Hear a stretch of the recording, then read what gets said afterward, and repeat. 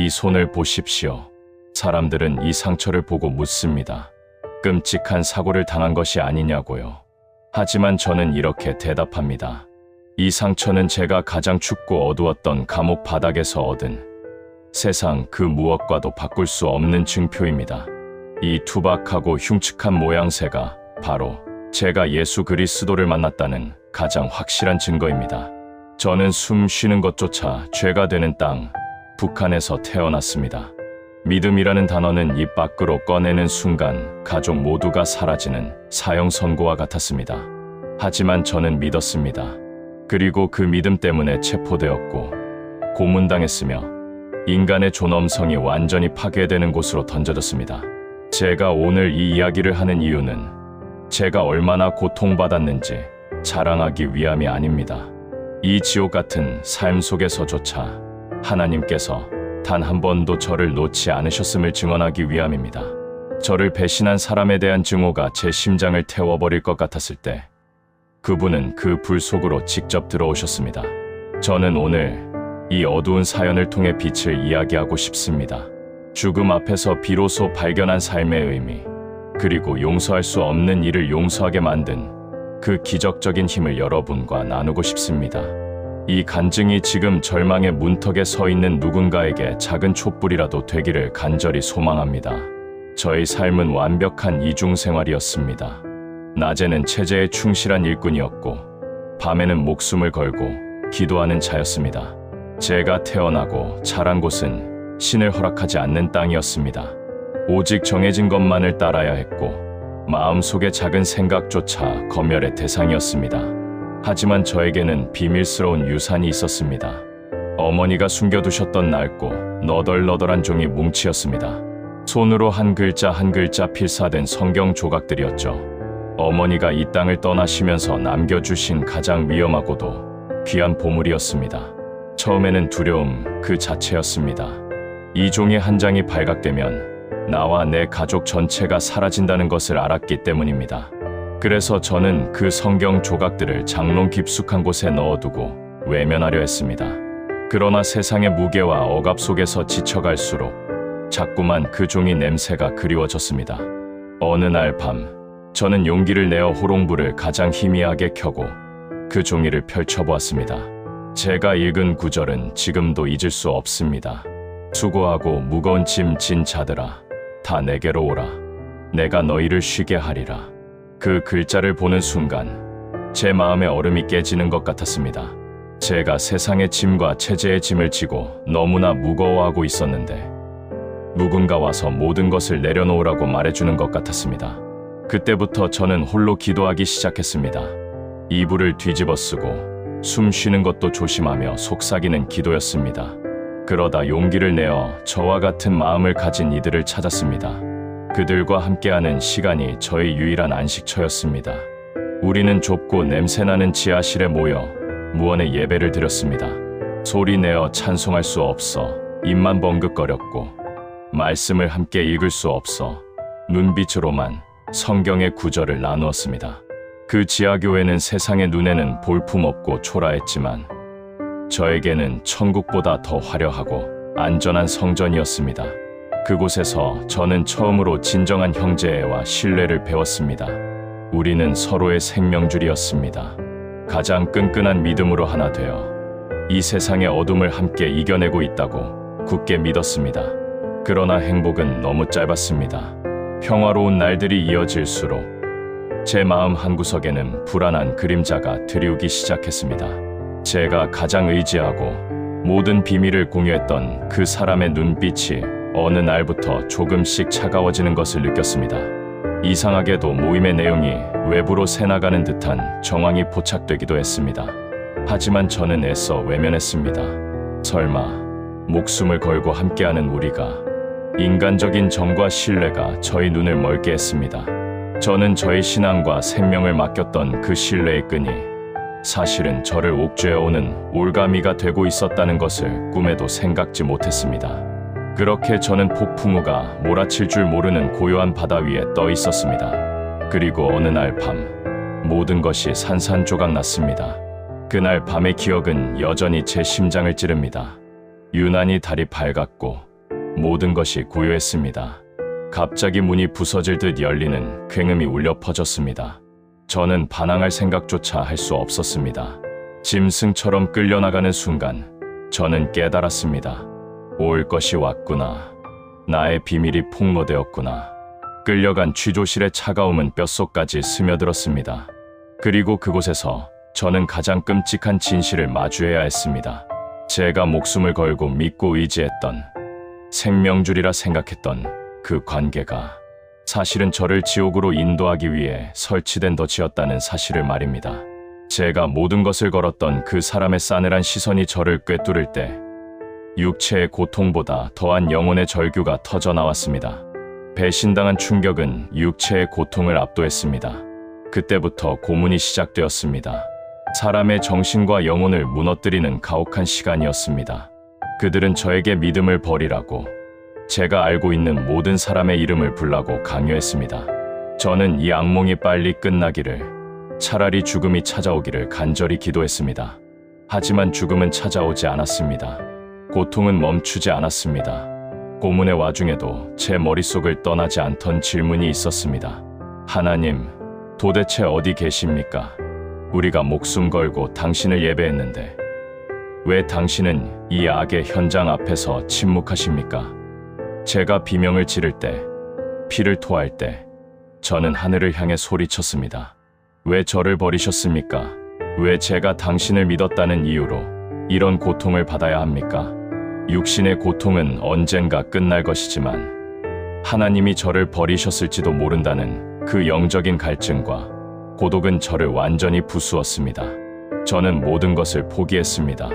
성경 구절을 외우고 찬양을 속삭이던 그 입술로 저는 하나님을 향해 저주와 원망을 퍼붓기 시작했습니다. 이대로 죽는다면 저는 하나님을 원망하며 죽을 것 같았습니다. 제 영혼은 바싹 마른 모래처럼 부서지기 직전이었습니다. 가장 어두운 어둠이 저를 덮쳤을 때 저는 이제 정말로 끝났다고 생각했습니다.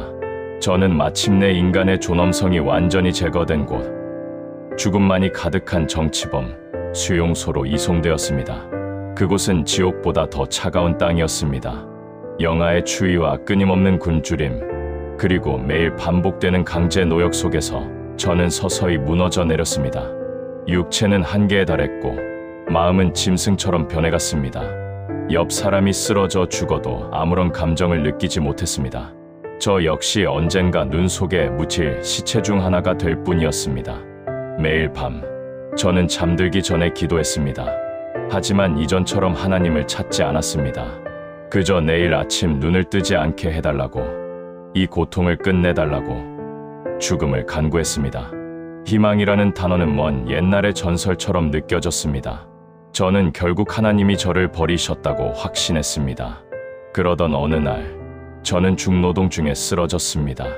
몸을 일으킬 힘도 숨을 쉴 기력도 없었습니다.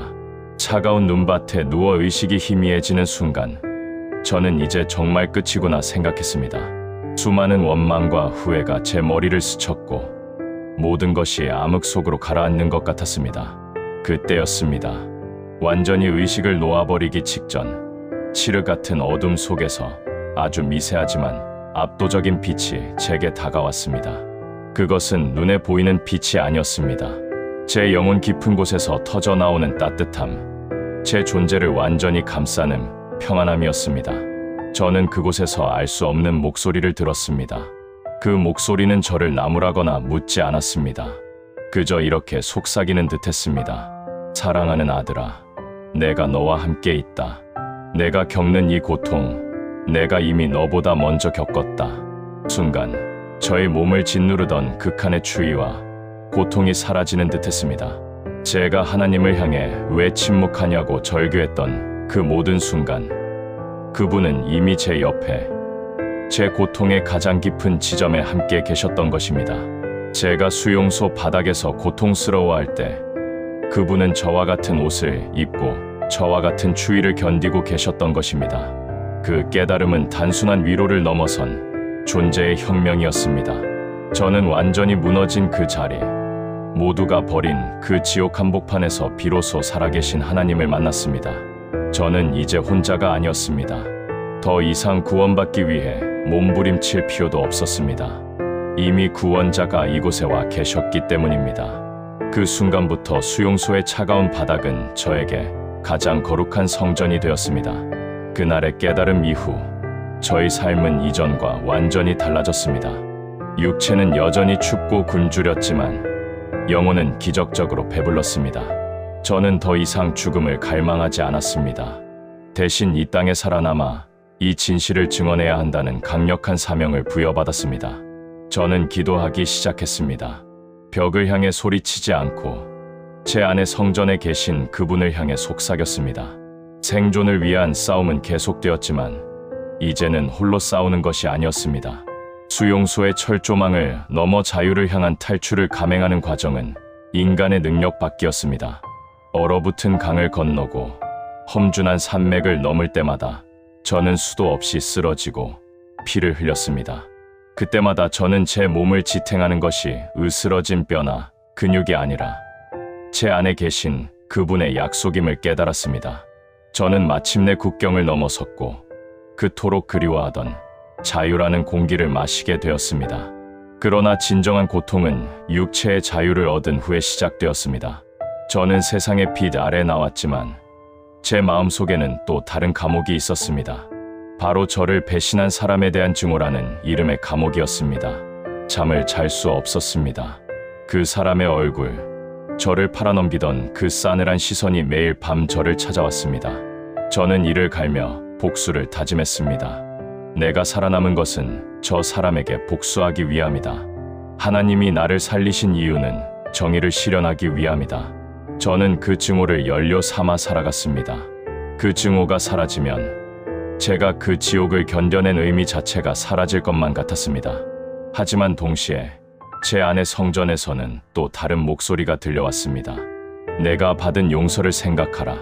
저는 그 질문 앞에 무너졌습니다.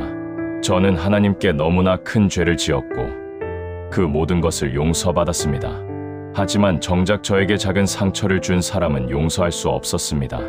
저는 자유를 얻었지만 증오라는 족쇄에 묶여 여전히 수용소에 갇혀 있었습니다. 용서는 저에게 가장 험난한 영적 전투였습니다. 저는 무릎 꿇고 기도하며 울었습니다. 하나님, 저는 그 사람을 용서할 수 없습니다. 저는 인간입니다. 그 사람을 미워하는 것조차 저의 권리인 것 같습니다.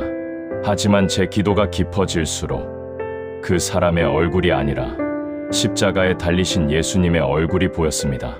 예수님은 저의 죄뿐만 아니라 저를 배신한 그 사람의 죄까지도 용서하고 계셨습니다. 저는 마침내 그를 증오하는 일을 멈추기로 결단했습니다. 그것은 그 사람에게 면죄부를 주는 것이 아니라 저 스스로 증오의 감옥에서 해방되는 유일한 길이었기 때문입니다. 저는 매일 아침 눈을 뜰 때마다 기도했습니다. 하나님, 저의 힘으로는 용서할 수 없습니다. 오늘 하루 주님의 힘으로 그를 축복하게 해주십시오. 이 고뇌의 찬 여정 속에서 저는 비로소 진정한 믿음이 무엇인지를 깨달았습니다. 그것은 기적적인 체험이 아니라 매일 매 순간 증오를 내려놓고 사랑을 선택하는 치열한 순종이라는 것을요. 제가 증오의 감옥에서 벗어나기로 결단했을 때 제 삶은 마치 봄이 온 것처럼 새로워졌습니다. 육체의 상처는 남았지만 영혼은 온전해졌습니다. 용서는 그 사람을 위한 것이 아니라 고통을 끌어안고 살았던 저를 위한 해방이었습니다. 저는 그제야 비로소 진정한 자유가 무엇인지 알았습니다. 그것은 국경을 넘어 얻는 물리적 자유가 아니라 마음속의 증오를 십자가 앞에 내려놓음으로써 얻는 영적인 자유였습니다. 제 삶의 방향은 완전히 바뀌었습니다. 저는 더 이상 과거의 피해자가 아니었습니다. 수용소의 고통과 배신, 그리고 극심한 갈등을 통해 연단된 증인으로 거듭났습니다. 저는 이제 저를 살리신 그분의 뜻에 따라 여전히 어둠 속에 갇혀있는 이들을 위해 제 남은 생을 바치기로 결정했습니다. 지금 저는 저와 같은 고통을 겪고 있는 사람들을 돕고 있습니다. 그들에게 말씀을 전하고 그들의 영혼을 치유하며 절망 속에서도 하나님이 여전히 살아계신다는 진실을 증언합니다. 제가 짊어졌던 그 무거운 짐이 이제는 수많은 영혼을 구원하는 통로가 되었습니다. 저는 깨달았습니다. 저의 고난은 결코 헛된 것이 아니었습니다. 그 고난은 저의 믿음을 정금처럼 단련시켰고 저의 간증을 통해 생명을 얻는 열매를 맺게 했습니다. 제가 지금 여러분 앞에서 이렇게 이야기를 할 수 있는 것이 바로 가장 큰 열매입니다. 숨 막히는 침묵 속에서 이불을 뒤집어 쓰고 속삭여야 했던 기도가 이제는 온 세상에 울려 퍼지고 있습니다. 저의 굽어진 손가락과 몸에 새겨진 흉터들은 이제 과거의 아픔이 아니라 저에게 능력을 주신 그리스도의 영광을 드러내는 도구가 되었습니다. 저의 상처는 이제 누군가에게는 치유의 통로가 된 것입니다. 하나님은 악을 선으로 바꾸셨습니다. 저를 무너뜨리려던 배신과 박해는 오히려 저를 하나님께로 더 가까이 인도하는 가장 강력한 수단이 되었습니다. 저는 이제 두렵지 않습니다. 저에게는 빼앗길 수 없는 자유, 흔들리지 않는 믿음, 그리고 용서가 가져다준 평안이 있기 때문입니다. 제가 수용소에서 만난 그 불꽃은 여전히 제 심장을 뜨겁게 태우고 있습니다. 제가 오늘 여러분에게 나눈 이야기는 단순히 한 개인의 고난사가 아닙니다. 저는 이 간증을 통해 여러분이 지금 겪고 있는 고통과 절망 속에도 하나님이 여전히 살아계시고 함께 계신다는 진실을 전하고 싶습니다. 제가 그 지옥 같은 수용소 바닥에서 희망을 만났다면 여러분이 지금 서 있는 곳이 아무리 어둡고 힘들지라도 그분은 이미 여러분 곁에 와 계십니다. 여러분의 마음속에 혹시 용서하지 못한 분노의 감옥이 있지는 않습니까? 혹은 과거의 실패나 두려움이라는 족쇄에 묶여 자유를 누리지 못하고 있지는 않습니까? 기억하십시오. 진정한 해방은 외적인 상황의 변화가 아니라 십자가 앞에서 모든 짐을 내려놓고 용서를 선포할 때 시작됩니다. 저는 지금도 그 땅에 남아있는 믿음의 형제 자매들을 위해 기도합니다. 그들은 목숨을 걸고 예배하며 저보다 더한 고통을 견디고 있습니다. 여러분의 기도와 관심이 그들에게는 엄청난 힘이 됩니다.